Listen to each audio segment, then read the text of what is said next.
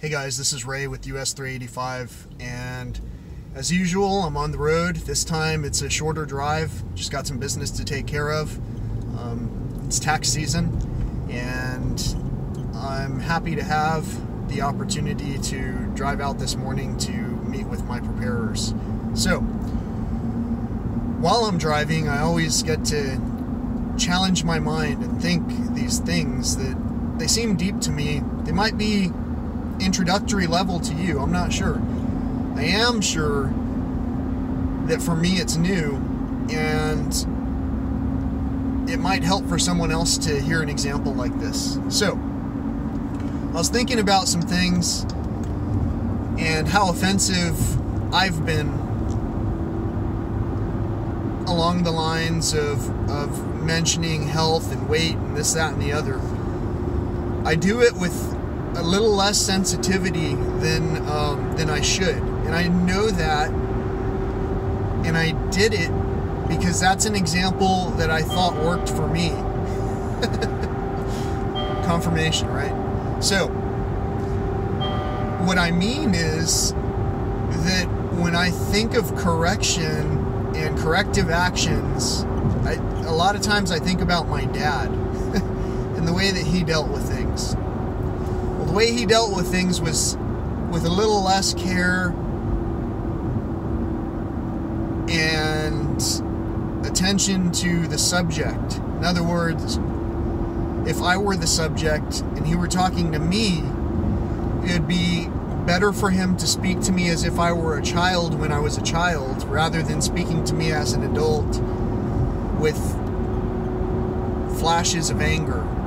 Those flashes of anger are things that I manifest towards people who love me. And that's because I practice what I learned regularly. The more I practice it, the better I become at it. But that doesn't mean that I have to live the same way. So, I have to challenge my mind to think these thoughts, and what I've concluded in my mind for the first iteration of my thoughts is that my dad spoke to me a certain way. And so I started thinking, well, what if I said things instead of, lose weight, and all this, blah, blah, blah, and I did it more like my mom would have approached it. My mom would probably approach it saying something like, mijo, remember when you were little, you could barely keep I was going to say something that sounded inappropriate, so I'm going to rephrase it. Remember when you were a small kid and you were so skinny? Kind of hinting at maybe I'm not skinny anymore. Our older generation seems to have a knack for being able to point out the obvious, even as offense-happy as we are in this country. But they do it, and it's cute. It's considered cute. I think what it really was is that's just mannerisms. That's how we learned to communicate with each other. We either communicated with each other in a very angry way or in a happy way. A place come from a place of inquiry, curiosity. And that's probably the main difference in terms of how we approach things today. And since we approach things with a lot of negativity and hostility, in other words, with a man's approach, or whatever we think that a strong approach might be, as we approach things with these strong stances already in mind, we approach people with responses that are more like directives, which we've already begun to question in society, all these directives that we receive. So why receive any directives from anyone else saying something else? We accept these terms and conditions without really reading them. or understanding fully the end result of what it is that we're doing. There's a cause and effect of everything we're doing, including how we communicate with one another. So I realized that a lot of my approach might be coming from a place of how I learned to communicate based on the results side of things that I saw when I saw people go out into the world and get things done. Now, I'm not saying that my mom didn't get a lot done. She got a lot done, but she got a lot done quietly. And since she did it quietly and efficiently and effectively for over the course of a period of time, she maintained the course, steady pace. She got things done. And she kept a level head for the whole time. Some people panic. And in their panic, they get more anxious. And in that anxiety, we can tend to approach people from a place of maybe fear, which when I talk out of fear or anything other than being at peace, a lot of times what comes out is just anger, because that's the first thing I go to. It has effectively protected me in this life from the people who have hurt me.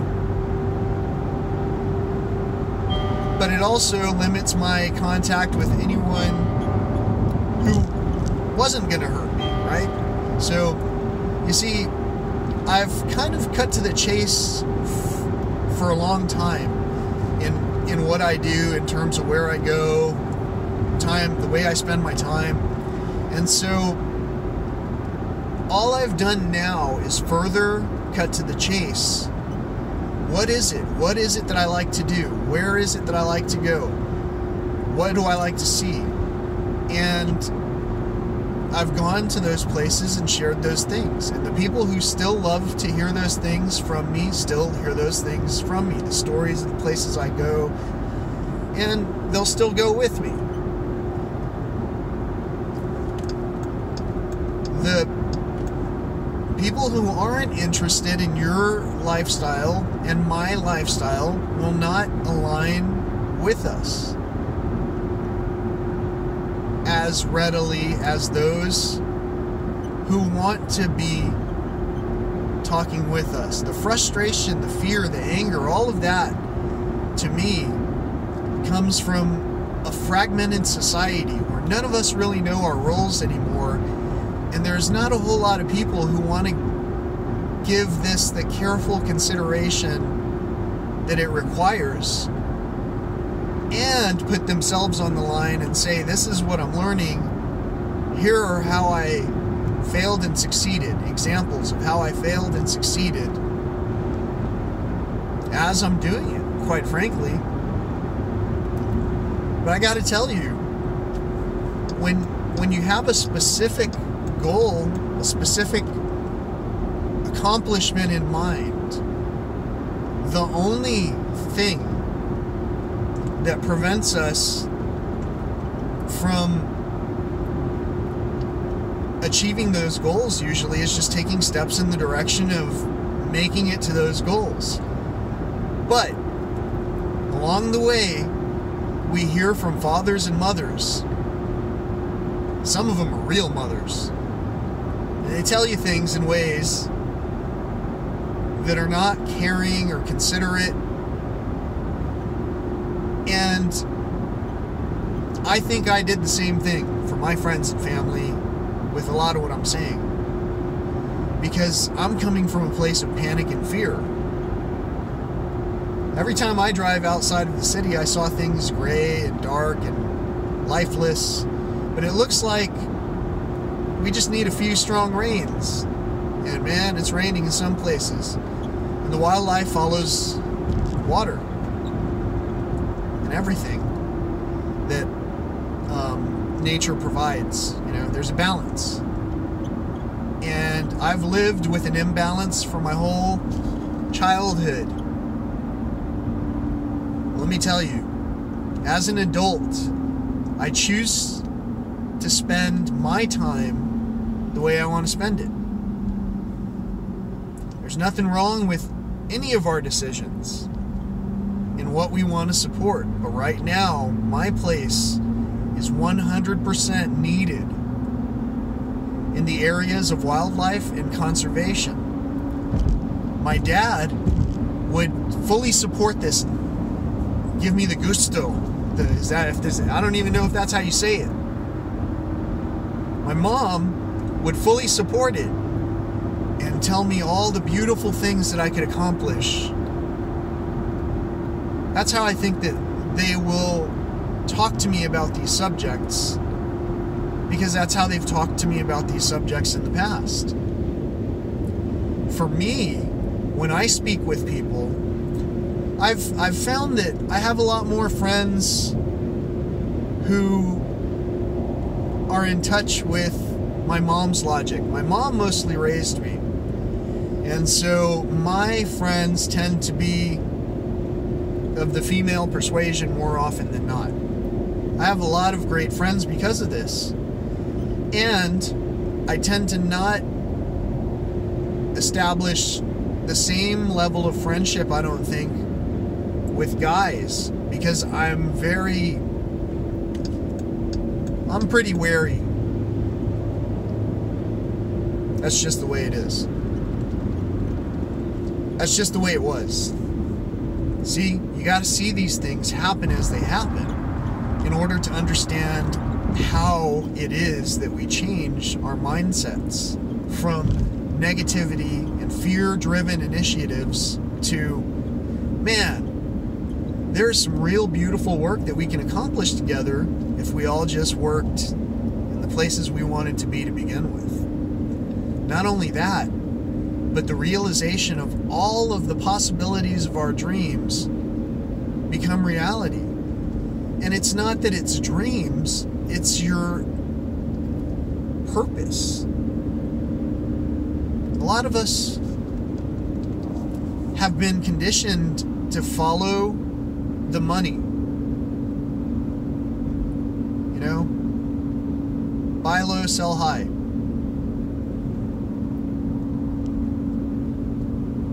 I've gone in the opposite direction.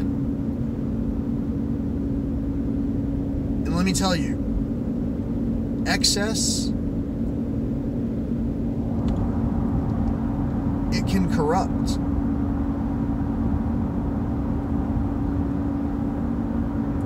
I know that. I saw it. I was part of it. I just didn't realize the levels of corruption. A lot of us might not realize that the things that we do daily are contributing towards the decline of our own health, our own societies, and our own morals. But as I pass this beautiful field of bluebonnets, I know all who I've brought into these places in nature absolutely love seeing these things and begin to reconnect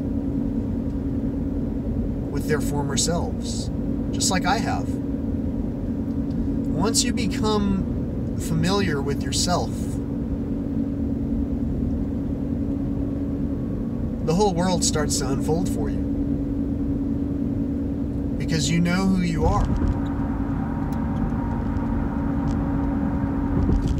When you know who you are, other people can recognize you.